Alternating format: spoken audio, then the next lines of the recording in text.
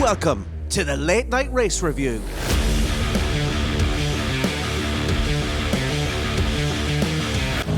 Magic drive, Isack.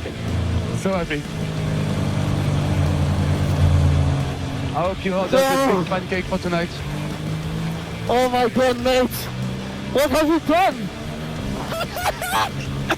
Oh! Oh, the space was unreal, mate. Unreal. Oh, thank you, boys. Monica.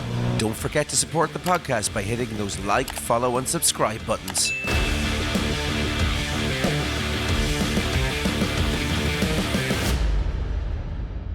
Welcome on into the Late Night Race Review. My name is Aidan Scott, and joining me this evening, as always, is Isidro Gonzalez and Damien Scott. So, chaps, I hope you're keeping well this evening. And did you just have a nice summer break? Yep, it was a good one. Yeah. And Damien, what about you? How was your summer break? Yeah, it was fine. No action from F1 at all. So yeah, pretty boring, wasn't it?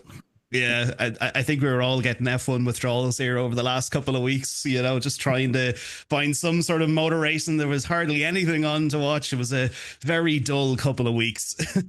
Yeah, exactly. That's it. So, folks, as mentioned, it's been several weeks since Formula One has been on our screens, but finally the summer break is over and we're back this weekend with the Dutch GP and Mr. Verstappen's home Grand Prix of Zandvoort. However, before we jump into all of the carnage and drama that was the Dutch GP, we do need to talk about a very tiny amount of F1 news, which is, to be honest, actually shocking, really, because usually during the summer break, the handbags are usually being thrown around the place due to all the rumours and announcements around the paddock, so it was a bit strange to have a tiny bit of news. However, during the summer break, we finally got the announcement that Sergio Perez and Valtteri Bottas will both be returning to the grid next season as Cadillac drivers. Considering Sergio spent most of his time during the 2024 season in the barrier or gravel traps, hopefully Cadillac took out a nice big insurance package with his signing. But chaps, what do you make of this signing, both Perez and Bottas? Damien, I'll throw it over to you first. What's your thoughts on the signing? I mean, did we see this coming? Yeah, go Team America, right? Yeah. America.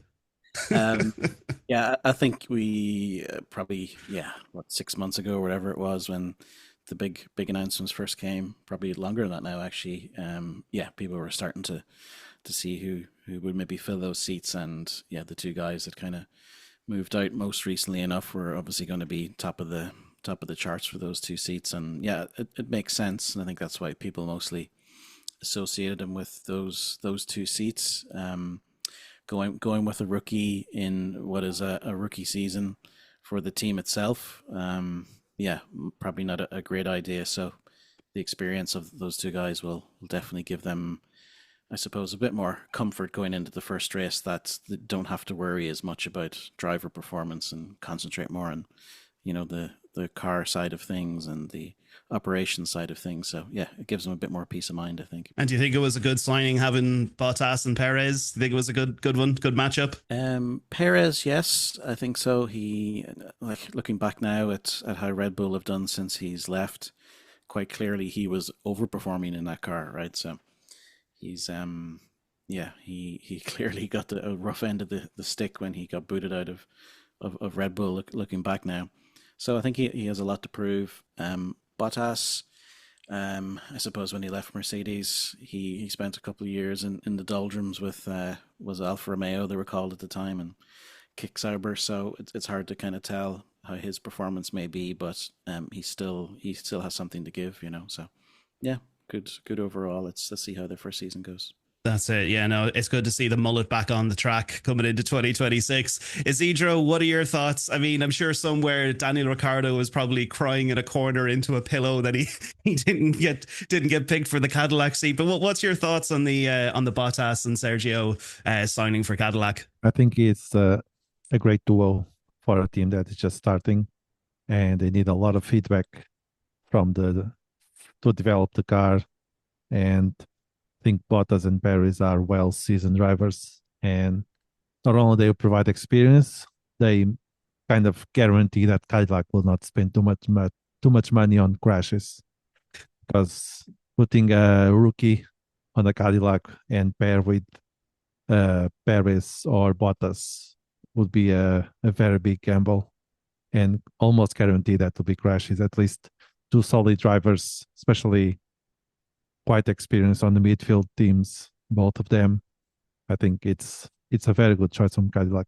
Yeah, no, definitely. I'd say more than likely their Cadillac are probably going to put up like a dome shielding around Perez's car just for the first couple of races. Like, you know, those like little buffer things that you get in Mario Kart just so you ding off the side. It's just like, right, let's have a good couple of races to start this off. But yeah, no, look, it's great to see them back. And look, as I said, hopefully Cadillac have taken out a nice little insurance package, maybe with Allianz Insurance or something like that. Or was it Liberty Insurance? What are they now called? One Click or something like that. So Click. Yeah, Red Click. That's it. We're not Other vendors are available, of course. Other vendors are available, but Damien, look, here in Ireland, there's a very limited amount of people you can go to. Okay, so it's a very competitive market here, but of course, Cadillac aren't worried about the Irish drivers' insurance market. Car insurance market. But yeah, no, look, it's cool that they're both returning. And of course, look, I really like Bottas as a driver. You know, I like his personality, I like his driving style. I think he's a really good driver, and it's going to be good to see him back on the grid next year. And then of course with Sergio, as both of you guys said there, really solid lineup. So I'd say more than likely Cadillac will definitely be very competitive going into next season. And then of course, like, look, we have the likes of Kick Sauber who are changing to Audi. And I'm nearly sure as well, like the whole Audi brand and everything, like it's going to be an Audi Works engine that they're going to be using for the car as well, from what I hear. So it's definitely going to be an exciting 2026 season. And of course, brand new regulations for everyone. So the cars are getting smaller. And of course, there's a whole new aerodynamic package on that as well. So it's definitely going to be an interesting first couple of months of 2026. So it's going to get very, very exciting. But anyway, look, we're not here to talk about 2026. We've covered the news. We're here to talk about the Dutch Grand Prix. And oh my lordy, what a weekend. Zandvoort always brings a few spanners that it likes to throw into the works, especially when it comes to the weather. But this weekend anyway, the drivers kind of somewhat got lucky enough when it came to the weather. But of course, look, we'll quickly jump into qualifying, and of course we'll talk about the main race, because that is the meat and bones of this episode today, because there was a lot going on when it came to the race. Quickly just jumping into qualifying there, and this is the first thing I want to touch on, because again, I know we mentioned 2026, we're getting ever closer again to the end of the season, and one driver in particular that I think we've mentioned here countless amount of times. First of all, Lance Stroll into the barrier on his outlap. I mean, I've said it here before, guys, that is such a wasted seat for Aston Martin. I mean, like, do we think we're going to get to a stage where we're going to hear an announcement that Lance Stroll is going to be replaced, or they're going to boot him out or replace him with somebody else? Or are we going to have to put up with another Lance Stroll for next year? Again, considering we have Adrian Newey, we've got the Honda engines coming into Aston Martin, and we've got this whole lovely big package coming in. Are we going to waste it on this guy? Isidro, what are your thoughts real quick on that one? Yes. Until the check that pays the salary comes with the name of Lawrence Stroll, Lance is not going anywhere, sadly. But yeah, it's so disappointing. It really is, because like you look at those kind of things there, and now look, I'm just going to quickly mention, I know in the race, and even the commentators mentioned this as well, they were even surprised, like he did start in P20, like that's obviously, he was into the barrier, so he was the first one out, so he qualified P20, started from the pits, I believe. He had to get his car completely, you know, put back together, so I'm nearly sure he did start in the pits, but like halfway through the race he ended up being at like P9. I think it was after like the second safety car or whatever it was, but that was just purely by luck, because he did come in early, he had a few changes there, and then of course it was just really track position that got him to that. This guy, like, I'm sorry, like, I know I'm not an F1 driver, I probably have no place to say this, but this guy is such a wasted seat. There are so many other great drivers who, yes, maybe have had a couple of mistakes in their career, came into F1 and got booted out because of, you know, lack of performance or so forth and so on. But I mean, there's so many good drivers that could replace this guy. And especially, look, if we are saying that Alonso, like, look, it hasn't been confirmed, I don't know if it has been, but if Alonso is going to be here next season, I mean, it's just going to be another situation that we're in this time. Stroll just running into people, crashing into the barrier. I mean, it's just going to be such wasted potential. It really is. But anyway, look, as I said, he did qualify P20, and then Alonso surprise, surprise, he got into Q3 and he did qualify P10. Now, again, you know, Aston Martin, they did have a very difficult start to the season, had a bit of good performance there around, I think it was Imola, had a nice sort of, you know, bump up to their package. Then they dropped off again. But again, they've now seemed to come back. So it's good to see that Alonso was fighting up there in P10, but he did have a lot of difficulty in the race anyway. We'll get on to that. But anyway, moving on, we had Kick Sauber. Hulk was out in Q3, but Bortoleto, he managed to get into Q2, I believe, and he did qualify P13. What did you make of Kick Sauber in the qualifying? Do you think Zandvoort just maybe wasn't their track? Damien, what do you think of their performance? What to say? Yeah, I suppose they didn't do too well in the end, did they? They just didn't really seem to be on it this weekend at all, really. You know, so yeah, pretty disappointing, I think, from the two drivers when it comes to the qualifying. I think Hulk went out in the Q1 and Bortoleto in Q2, I think. So yeah, they just really. They didn't feature for me at all, really. This weekend, it just didn't really seem to be on it. So, yeah, don't know if really the track didn't suit them or they just didn't really get the rub of the green. But yeah, pretty poor qualifying for both of them, to be honest. Definitely. And just like, I'm just mentioning that, considering that, like, you know, over the last couple of weekends, there's been a lot of solid performance from Kick Sauber. Like, they've been getting into the points either between Hulkenberg or Bortoleto. There's been a lot of great performance, but the summer break, unfortunately, it seems to have bit them where they don't like, and now they've you know, come into the start of the second half of the season with an unfortunate weekend. But hopefully, look, they can turn it around. But anyway, moving on to Red Bull, we had Yuki Tsunoda qualifying in P12. Like, look, I think, guys, we have made our statements on Yuki Tsunoda. I think this is just a drive to the end of the season situation for him. He is obviously trying his best because, again, look, he still wants to keep his name in there, possibly for next season, if it be for a reserve driver spot or whatever it may be, or who knows, maybe Red Bull could just decide, hey, look, you keep the seat for next season and see how we get on. But then, of course, at his home Grand Prix, we had Max Verstappen qualifying P3. To be honest, I that didn't really surprise anyone, considering Red Bull's performance. It definitely was. They've had a couple of weekends now where they've had a little bit of difficulty, but it was obvious that Max obviously wanted to put on a show and get up there at the top of the grid for the fans. But the next team we are going to talk about is Williams. Both ears are plucking up there. Talking about Williams.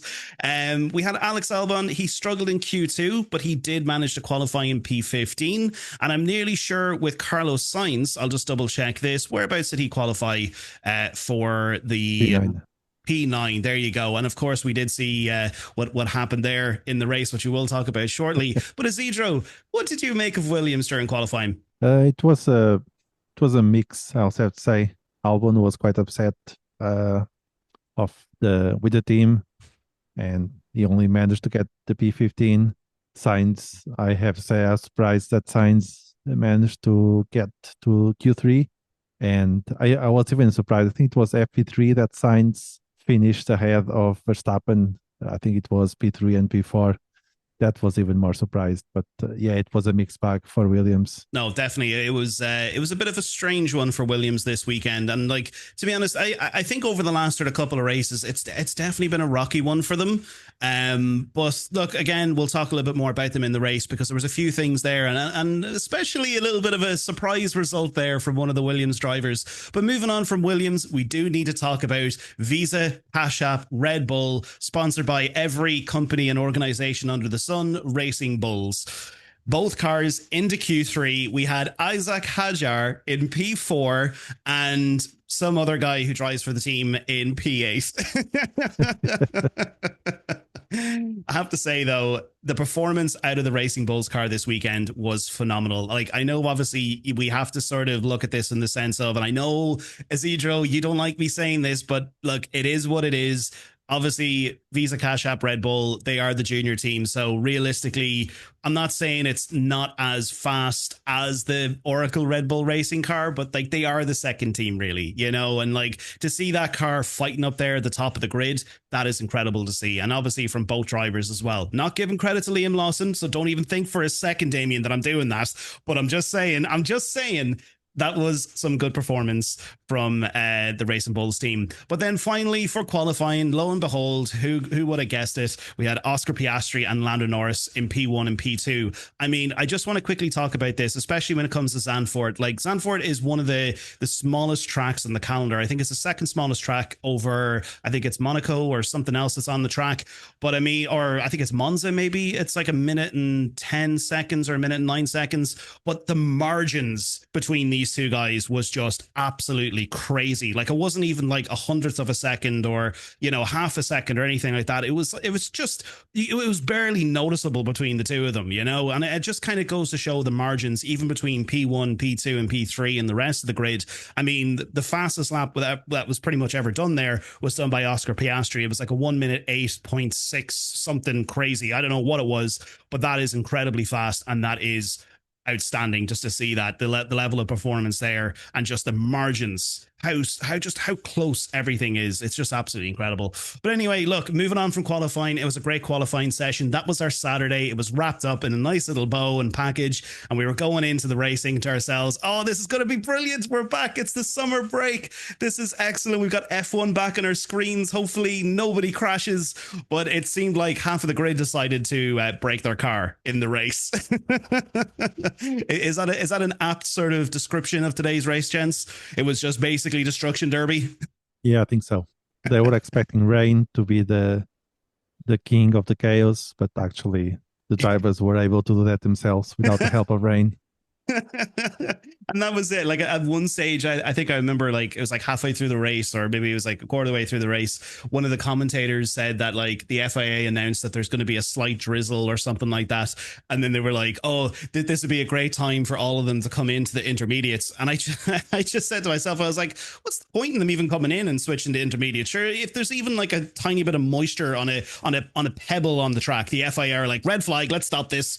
No, too dangerous, too slippery. That's it. No race, only dry races.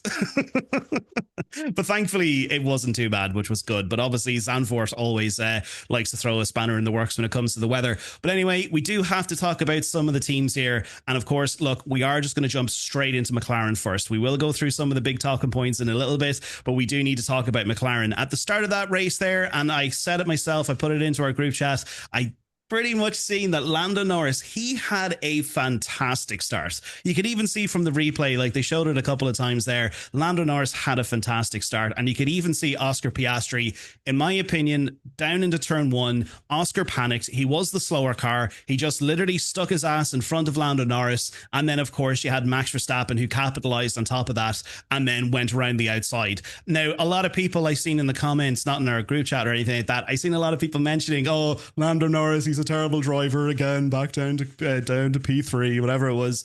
But quite literally, I'm sorry, he was completely boned by his teammate and his rival. That's how that race started. But Damien, let's jump you on in here. We haven't heard from you in a few minutes. What did you make of McLaren at the start of that race, and just even throughout the race as well? And of course, what are your thoughts? I do have to mention it. Lando Norris's DNF. I mean, another weekend where we have that lovely little gremlin that's coming out of the closet again, the Mercedes power unit issues. What are your thoughts? Yeah, I suppose Oscar was a little slow out of the blocks. I don't think it was a very bad start from him, but yeah, I think Norris did get away a little bit quicker, and of course, Piastri's going to come across and try and block that up, and he's obviously got Max as well, who's trying to push in from the other side. So yeah, he's going to go into defense mode essentially, and yeah, Norris really got the short end of the stick between the two of them, right? You know, he got squeezed out, and yeah, Max popped around down the inside on him, and yeah, he lost out on that one. And yeah, Max then started to do a little spin and I think some sand. And I thought that, well, he's gone in the barrier, and here we have a big crash in the first turn. So, yeah, there was some master driving from Max on that one to try to pull the car back in. He got it under control, so that was fantastic. Bit of skill from him to recover, and then it was just a matter of time how long he could hold on to that P2 going through the first couple of laps. So. Lando was really pushing to try and get it back, and eventually did. I think it was after lap 9 or lap 10, he got back into P2. And I think it was at the post race press conference. Max was kind of saying the same thing. He was like, it was just a matter of time. He wasn't really going to try to ruin his race by trying to, hold up Lando and, fight with him for that position. So I think a bit of common sense from Max. He can get a little bit hot-headed at times, as we know, but I think the World Championship winning Max really showed that, he thought about the longer picture in this one.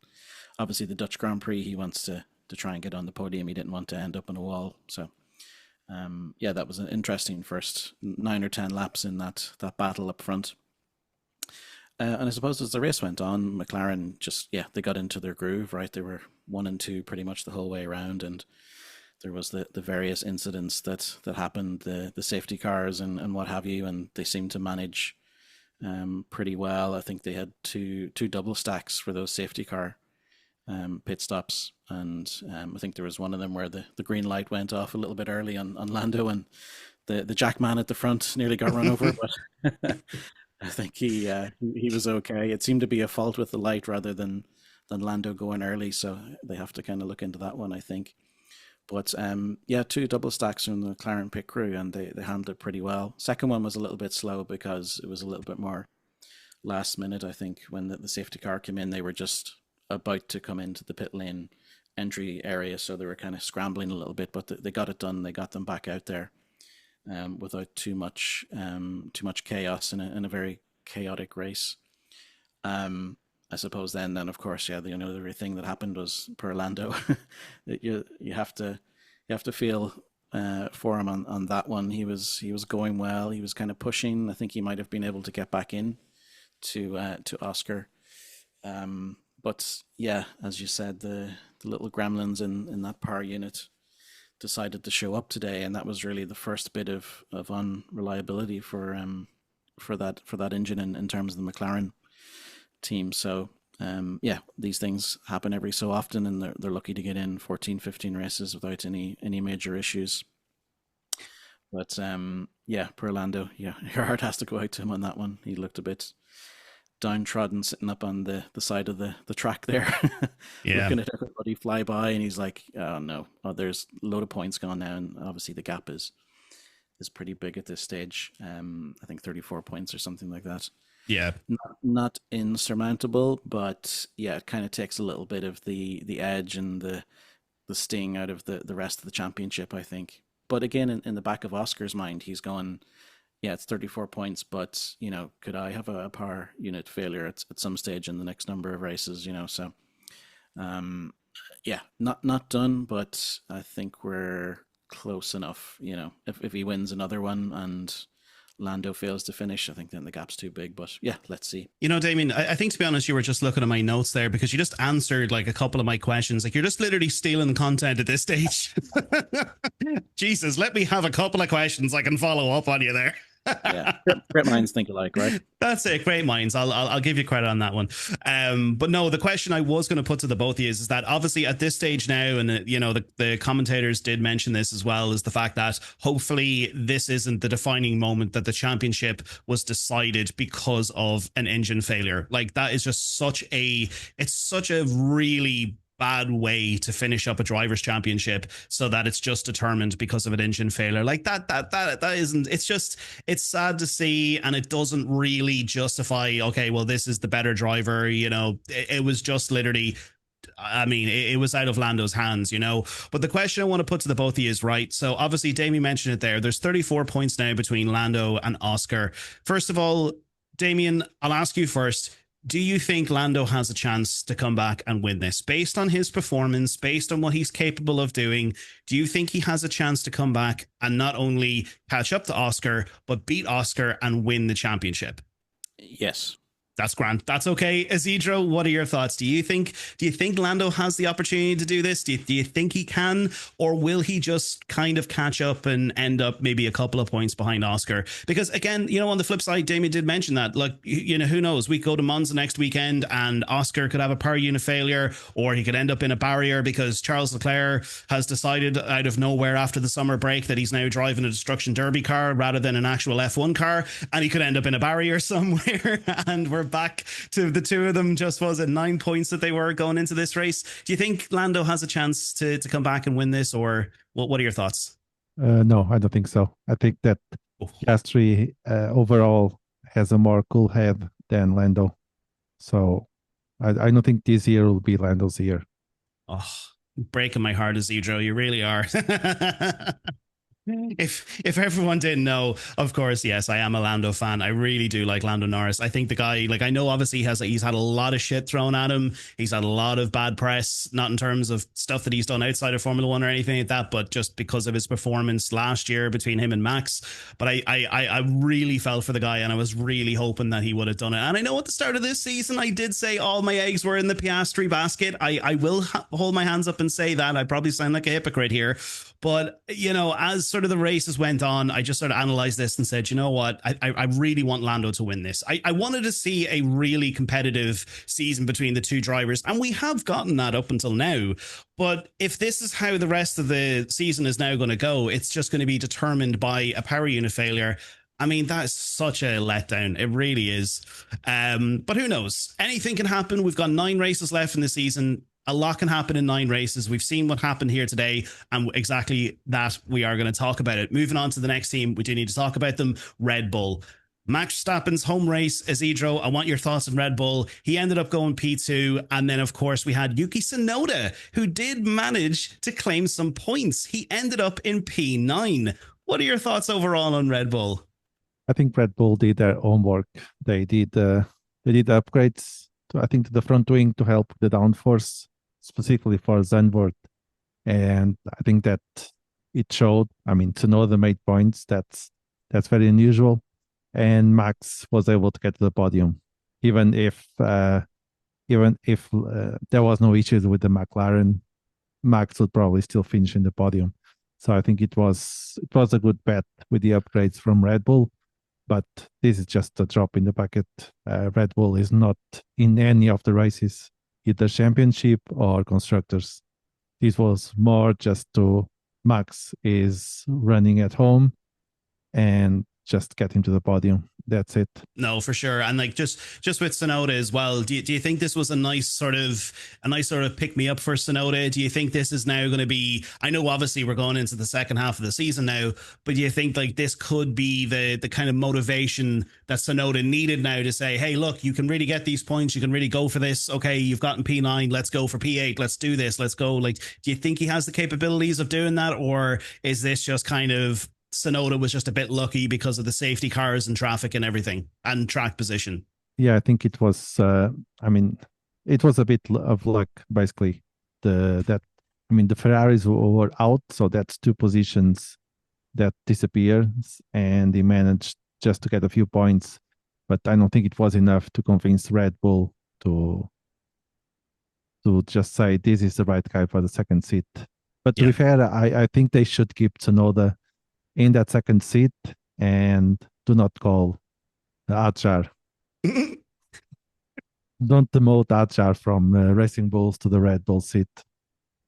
That's the demotion, basically. Exactly. So, yeah, keep Tsunoda there. Joe, first of all, Isidro, I was going to say to you, like, both of you guys are like literally stealing my notes here. You mentioned a point there that I was about to go on to in a couple of minutes, and you're stealing my content. Do I even need to host this anymore?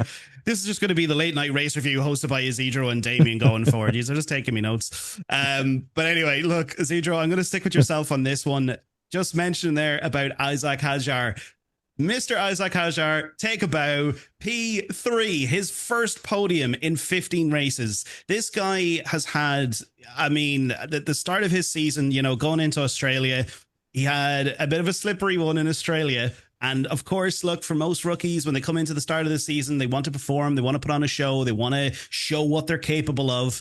and he had a very terrible race in Australia. But since then, he has shown every single team on the grid, regardless of just Racing Bulls or Oracle Red Bull Racing, he has shown every single team on the grid that he is the bee's knees. This guy is an incredible driver. He is consistent. He pushes. Like, yes, he might have maybe had one or two weekends where he maybe didn't have a great race or maybe a great qualifying session, but I have consistently seen this guy get his car into Q3, be it Q2, whatever it is. This guy is an incredible driver. And I mean, of course, earlier on in the year, I think it was in Canada, we had Kimi Antonelli getting his first podium. So it's just incredible to see these guys, these rookies, finally getting on the podium in their first season. And I mean, Isack Hadjar, this guy had an incredible race. I mean, he spent the entirety of that race defending that P4 position. He was clinging on to that thing for dear life. He was not letting go. He was fighting everybody. I mean, at some stage there, I even seen him. He was trying to have a go on Max. He was getting into the DRS train with him. He was trying to get by him, but he still managed to hold on to that P4. This guy is absolutely incredible. Now, Isidro, before we move on to the other driver who drives for Racing Bulls, what are your thoughts on Hadjar? I think Hadjar did a great race, and I think every single race that Hadjar does is, I think he tries to give the middle finger to Helmut Marko of what he said in the beginning, and the podium today just another finger to Marko, because he truly deserves everything that he's getting so far, especially the podium today. And I think it was smart not to go after Max, because if for some reason he was able to get Max and just make Max crash, I don't think there will be a future for Hadjar in the Racing Bulls. So he was very good defending from Russell, because he really wanted that podium. And overall, Hadjar just the podium today, it shows the work that he's been doing for the past 15 races. He's a rookie, but he's doing very, very good and driving a Racing Bull, nothing less. Yeah, no, 100%. And of course, look, everyone loves to give Helmut Marko a good finger. But moving on, the next question I do want to ask the both of you, just see Damien in the background just smirking there. But the next question I do want to ask the both of you is, obviously, Mr. King Dick himself, Liam Lawson, he got his name out there in today's race in a few different ways. But the one thing I want to ask you guys, and this kind of ties into Williams, and of course we'll talk about Williams separately in a few little minutes. But guys, this whole incident with Liam Lawson and Carlos Sainz, okay? Isidro, I'm going to ask you first, and then Damien, I'm going to throw it to you, right? In my own opinion, that was complete, and excuse my language, that was complete and utter bollocks with the FIA giving a 10-second penalty to Sainz. I mean, Sainz, he was doing what most drivers do. He was overtaking Liam Lawson. He was trying to get by him, but Liam Lawson pushed him out into the track and hit him. Mr. King Dick throwing his dick in front of Mr. Sainz, and Sainz is the one to get the penalty. Am I wrong in saying this? I mean, Isidro, do you think he was in the wrong here? Do you think Liam Lawson should have been given a penalty for this, or do you think Sainz, it was correct what the FIA said? I know you are Mr. FIA, so there might be a little bit of unbiased, a little bit of bias here. So I think the penalty was a bit harsh, but yeah, Sainz was not in the. Lawson was in the race line.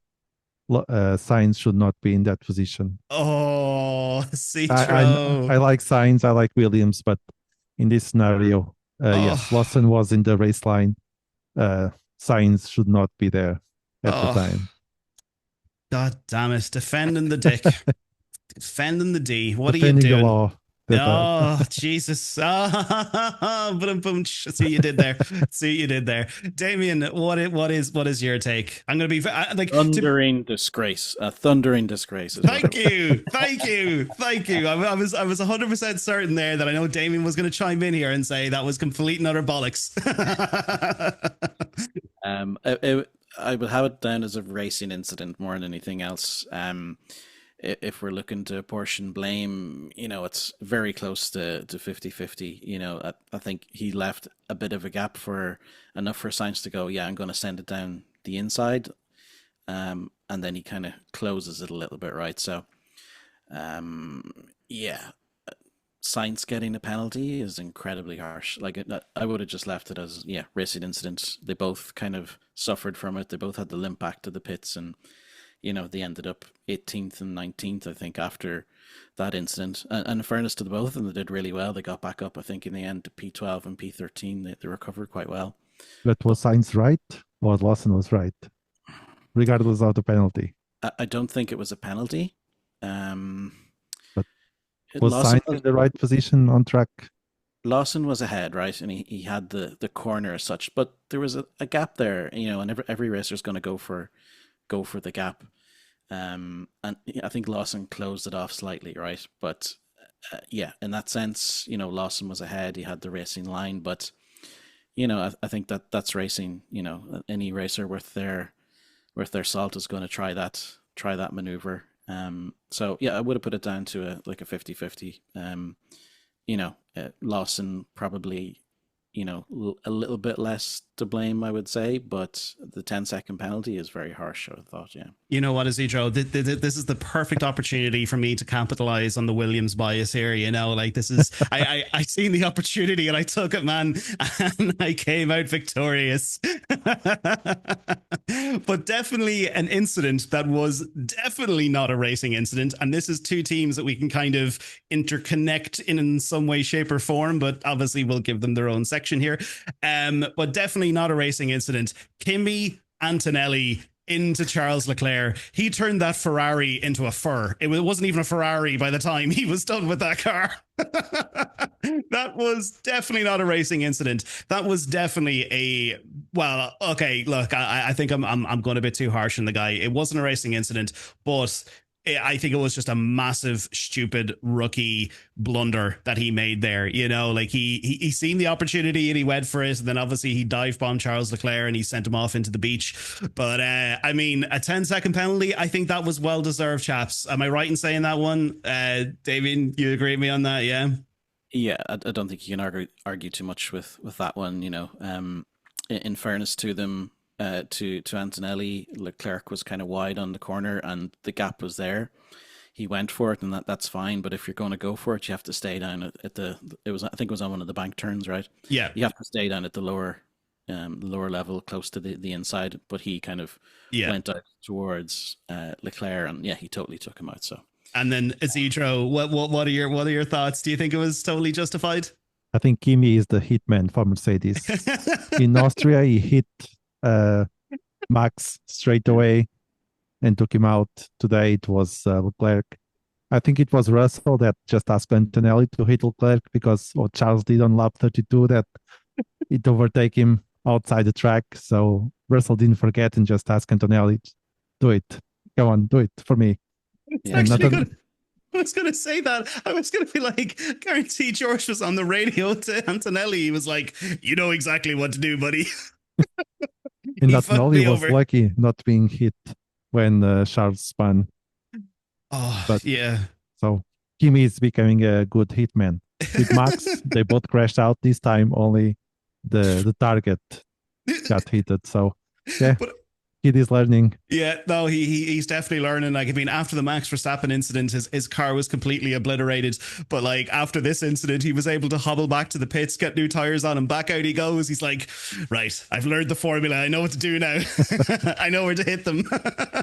I'm not sure if it was when he was coming back into the pits after that, or was it a second time? But he then somehow was speeding in the pit lane and got another 5 seconds as well. So exactly, yeah, 15-second penalty. Yeah. I think he finished 5th or 6th or something, then that torpedoed him down to 16th. Yeah.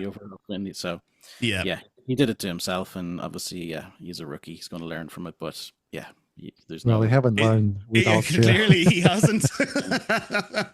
This is not definitely right away. Overtime. Yeah, he just needs a couple of weekends to learn. Yeah. But of course. Yeah, exactly. Give him the season. Wait till next season. See when Sergio comes back, if he's up for torpedo and Sergio. But of course, look, we also had George Russell. He did finish in P4. There wasn't really much out of Russell, bar the moment he had with Charles Leclerc. You know, that was really it that I seen from George Russell. Like, he was complaining maybe once or twice on the radio about, I don't know, tires or whatever it was. So there wasn't really much else from him. But look, it was good that he did manage to get that car up into P4. But speaking of Ferrari, I don't even want to speak about Ferrari, because as a Ferrari fan, that was just a typical another gut-wrenching, it felt like your heart getting pulled out weekend for being a Ferrari fan and watching what happened there. Both Lewis Hamilton and Charles Leclerc completely X'd out of the race. DNF, gone. I mean, both Ferrari cars. That is a huge loss to Ferrari, and especially between the two teams, the Ferrari and Mercedes, who are battling in that Constructors' Championship. I mean, going out of that weekend, they got 0 points. That's it. And Mercedes managed to they're now on 248, and Ferrari are still sitting there on 260. I mean, that is just such a disappointing weekend again for Ferrari. But to be honest, guys, I know we talked about the whole Charles Leclerc thing. There's not really much else to sort of add on that. Like, he did obviously have somewhat of a decent race. Like, he was catching up to Max a few times. Yes, in my own opinion, and this is coming from a Ferrari fan, I feel like he was a bit over aggressive on George. I think he was off the track. And to be honest, and you're going to be completely shocked when I say this, Damien, but this is the one time where I feel Charles should have given the position back. Yeah, that kind of just disappeared, right? They said, oh, we'll look at this after the race or something. I think that came up on the screen, and yeah, we didn't really hear anything after the race. So exactly, yeah, it was just like nothing happened. But I think at that stage, like when George just radioed Kimi, he was just like, look, he didn't give the position back, just do what you need to do, and then that's it, we'll settle it there. Swift justice. Yeah, exactly. Mercedes justice coming in there. But look, real quick, guys, we need to quickly talk about it. Just a few seconds here. Lewis Hamilton, his crash in lap 23. I mean, there's not really much to kind of go on this. It was just he skidded on the paint and he was straight into the barrier. Is Hamilton like completely broken at this stage? Like in Hungary, he was broken. Is he even more broken? Is he just in little shards of glass now? Isidro, what are your thoughts on Hamilton?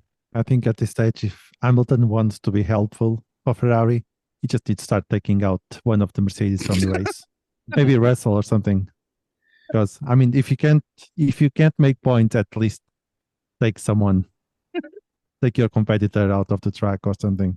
That's it, especially going into Monza as well next weekend. Jesus, that's going to be that will be more pressure, I'll say, under him. It's the first time that he's driving a Ferrari in Monza, so I imagine there'll be more pressure on him, and hopefully he will be able to overtake that pressure, because he truly deserves to have to show that he's a 7-time world driver winner.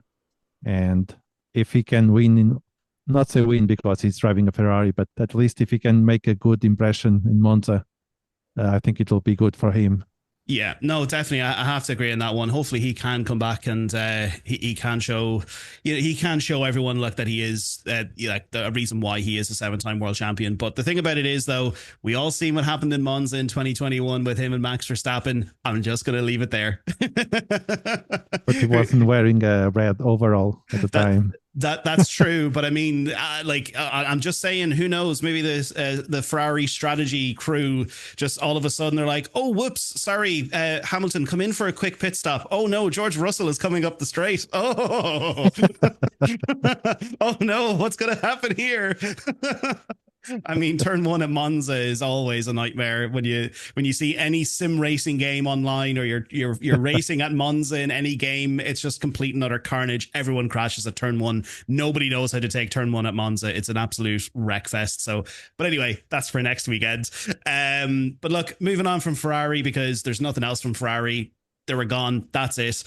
We do need to talk about Williams. We haven't talked about Williams in, I'd say, a couple of weeks now. We've mentioned them maybe once or twice here and there, just about a few little talking points. But Williams, yes, they definitely had a difficult weekend with Sainz for sure. But Alex Albon, out of nowhere, P5. This guy had a really difficult qualifying session and he managed to finish in P5. Now, I know obviously there's a lot of drivers where you look at the top 10 were very lucky to get into the positions that they were because of the 3 or 4. We had 3 safety cars and like 2 virtual safety cars or whatever it was. There was a lot of drivers who were very lucky. But real quick, guys, Alex Albon, where did he come from? Isidro, your thoughts real quick. What were your thoughts on Williams and Albon especially? Williams, they had a good pace, and especially Albon. He started to race very well, even without the safety car. I'm pretty sure he would finish on points because he started P15, but after a few turns, he gained 5 positions, I think. So it was just a matter of time that he would get points. Of course, the safety cars and all the issues that there were on track, it helped, but the Williams had a good pace, at least for Albon. Yeah, no, definitely for sure. And it was great to finally, see him up there again, because look, the guy has had a lot of difficult weekends. He's done a lot of complaining on the radio. It's good to see him up there. But Damien, real quick, Mr. Williams fan, give us your 2 cents this weekend on Williams. Yeah, it was like, I suppose the qualifying, they had a bit of a difficult one, or Albon had a bit of a difficult one. He started from 15th. But yeah, as Isidro said there, after a few corners, he shot right up, and Carlos was in 9th and Albon was in 10th. So that was a great kind of platform for them to try and get some points from. It was early doors, of course, and yeah, there was a lot that happened in between, but I think they managed the race well. Albon then got P5, which is a great haul of points for Williams. And then, of course, we had the Sainz and Lawson incident. Yeah, I suppose Carlos would have been thereabouts. He could have been in the points as well. So, yeah, there's probably a few points lost there. But great race overall from Albon. Yeah, he has been a bit moany in the last few races. There's been a lot of very emotional outpourings over the radios, like, what are we doing here? These tires, blah blah blah. Why you guys do this to me every weekend? Why you do this to me? Was it Hungary or the one before? An incident as well, and he had some big rant, and I was like, Jesus, yeah, come on, get the head down and get going. But every weekend you do this to me every weekend. Yeah, great impression there. That looks very much like him. Yeah. Thank you very much. Our listeners, cannot see me doing my Alex Albon impression, but it's spot on, if I might say. A bit like my Zach Brown impression, Oscar and Lando. Yeah, not as good as that one. Yeah, but yeah, no, that's a good one. Or should I say today it was just Oscar. There was no Lando. Anyway, sorry, I could have crossed it there. Go ahead. But yeah, I suppose they've. It's good points on the board, and they're the best of the rest right at the moment. So they're in 5th place there with 80 points at the moment, and Aston Martin on 62, Racing Bulls on 60. So yeah, they have a bit of a commanding lead there. That might be hard for them to try and make that back. So yeah, they're in the place where they need to be. Carlos just needs his luck to kind of turn the other way, right? He's had quite a few bits of misfortune have come his way in the last 4 or 5 races with, DNFs and things on fire and Liam Lawson's and, all sorts of other things. So a bit of a difficult first season so far for Carlos, but not sure how much of it is down to him, and just, some of it is pretty bad luck. But he's a quality driver. So hopefully he can have a better second half of the season. Yeah, no, for sure. And the best of the rest, he says. Hopefully they do remain the best of the rest. We'll see how the next 9 races go.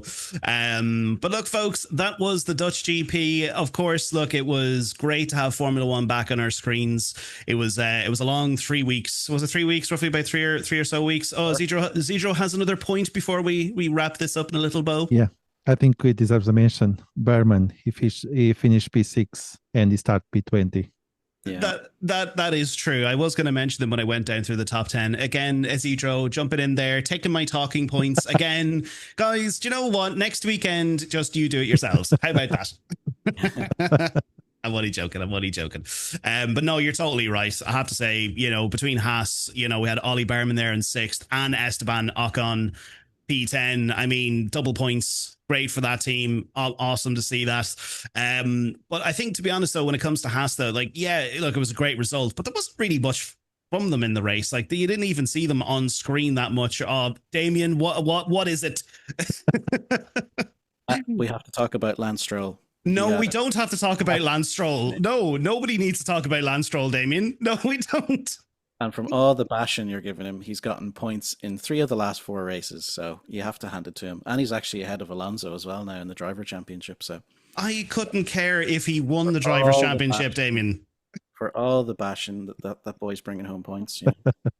Oh my God, Damien! No, I don't care. I don't care if the guy single-handedly pulls a Max Verstappen and wins the drivers, and he also wins the constructors' championship. Nobody wants to talk about Lance Stroll.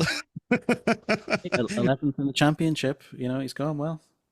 Okay, well, maybe there's one person who wants to talk about Lance Stroll, and that's you. Okay, so maybe have your own spin-off show and talk about him. I'm just kidding. But who cares about Lance Stroll? But anyway, moving on. So yeah, folks, that was the Dutch GP. Hopefully there's nothing else to add in there before I go through the top 10. And oh, Jesus, Damien, what is this? Liam Lawson, he has been fantastic this weekend. No, I am cutting you off here. That's it. No. P2, fantastic laps, goes out there, has a great race. Gets in the points.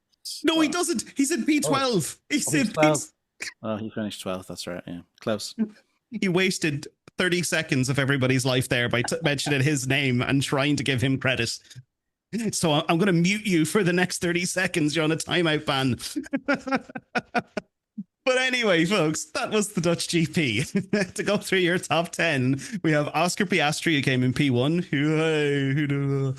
We had Max Verstappen in P2. We had Isack Hadjar in P3. Again, congratulations, Isack. That was a fantastic race. Well done. And I hope there's many more to come for the podium. And one little quick mention, I did see at the very end there when they were doing all their celebrations with the team and stuff, he broke the trophy.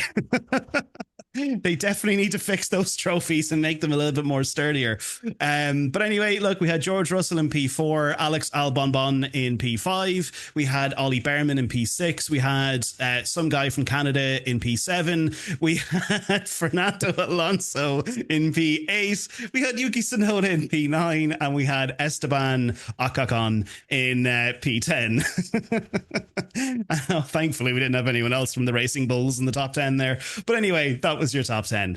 And of course, folks, look, we had 3 DNS. We had Lewis Hamilton, who crashed on lap 23 because he slipped on some paint. And then also we had Charles Leclerc, who got absolutely torpedoed by Kimi Hitman Antonelli. I think it was on lap 54. And then finally, Lando Norris felt a fire under his ass on lap 68 with a power unit failure. So that was your 3 DNFs. So that brings us on to our next segment. Our driver of the day, our dick of the day, and our loser of the day. Isidro, who is your DDL? So the driver of the day must be Hadjar, of course. Mm-hmm. His podium is just makes everything, whatever Piastri did or Max, Hadjar deserves to be driver of the day. His first podium. Yeah. The dick of the day must be Kimi Hitman Antonelli. I mean, Leclerc is driving for Ferrari. He usually have a bad weekend, and just to top it up, Antonelli just paid him today. Just rub salt in the wounds. Yeah, and the thing is, after he's being torpedoed, he didn't complain about Antonelli. He was just start talking about the strategy with the tires will probably never gonna work. Yada yada yada. Just impressive. Yeah, just another Ferrari weekend. I'm going to go back to my yacht in Monaco and pet my dog now. So, and for that, Leclerc is the loser of the day for me. I mean, grand. Torpedoed grant you that that title. Yeah, that was a very apt description there of of Charles and Ferrari, and yeah, good one. I like it. Damien, oh God, I don't know if I should ask, who is your driver of the day, your dick of the day, and your loser of the day? Driver of the year, Lance Stroll. Oh my God, that's not a thing. 10-second penalty for Damien. No, yeah, it has to go to Hadjar, right? Yeah, he did great. Great qualifying. He kept in that position from start to finish. You know, he was brilliant. So yeah, you can't look too far past him. Yeah, and as Isidro said, Behrman had a great race as well, into P6 all the way from started in the pit lane, I think P20 probably. Dick of the day, Antonelli. Yeah, didn't need to do that. He totally torpedoed Leclerc, And yeah, Ferrari needed points on the board with, the trouble they've been having in the last number of weeks. And yeah, I think Ferrari were actually going okay this weekend. Qualifying was decent, and yeah, race they were looking okay. And then yeah, they had two major issues, and Antonelli was the cause of a lot of that pain. So yeah, Dick of the day was Antonelli for me, and loser of the day Norris. Probably loser of the season with that DNF. That power unit has probably torpedoed his championship hopes. But 9 races left, he still has a chance. If we were 4 or 5 races left, I think that would be it, done and dusted. But yeah, let's see what happens with Lando. Poor Lando. Hopefully he can come back. But no, that's good. That's good. I like that. But yeah, look, my drive of the day, I'm going to give it to Hadjar again. I think everyone's drive of the day today was definitely Isack Hadjar, unless you're a Lance Stroll fan, who is Damien. But anyway, Isack Hadjar. Hats off to you, guy. Honestly, what a race. That was incredible. My Dick of the day, I am giving it to King Dick. Mr. King Dick, Liam Lawson. I'm giving it straight to him because I honestly feel that whole penalty situation there, that was a dick move that he made on Carlos Sainz. He ran him off the track. It should have been him getting the penalty. Sorry, Mr. King Dick. That's it. I'm giving it to him. And it's the one time Damien actually agrees with me about Liam Lawson. So there you go. Yeah, go for it. Give him more. Come on. That's it, man. That's it. Liam Lawson, Mr. Dick. But anyway, lastly, my loser of the day is the entire Ferrari team because they had to go home with 2 broken cars. And of course, Lando Norris, I had to give to him as well because, oh my God, that was just such a knife in the back when it comes to his championship dreams. So yeah, look, moving on, folks, we have the predictions game. So it's been 3 weeks. It has been a couple of weeks since we've gone on to this. We've a few sort of things to go through anyway. We have this weekend. Well, last weekend we did that, and of course we got next weekend. But unfortunately, Dave didn't manage to get his predictions in for Zandvoort. So, Isidro, I want your FIA insight here. So, what do we go with here? Do we give Dave an average of what we earn, or is this a flat 0 this weekend for Dave? No, not average. Just whatever low score we have this week, he gets that. Okay. So if one of us gets 0, he gets 0. Yeah. Yeah. Okay, that's fair. I like that. Okay, because the average might be more beneficial. That's true. That's very true. We see that's why we have you as our FAA adjudicator. That's why we have you here.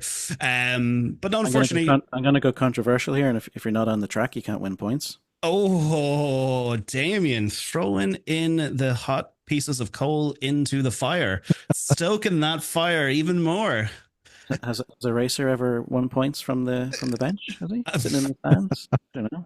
Maybe they have. If someone knows that, or maybe wants to Google that and leave us a comment, let us know.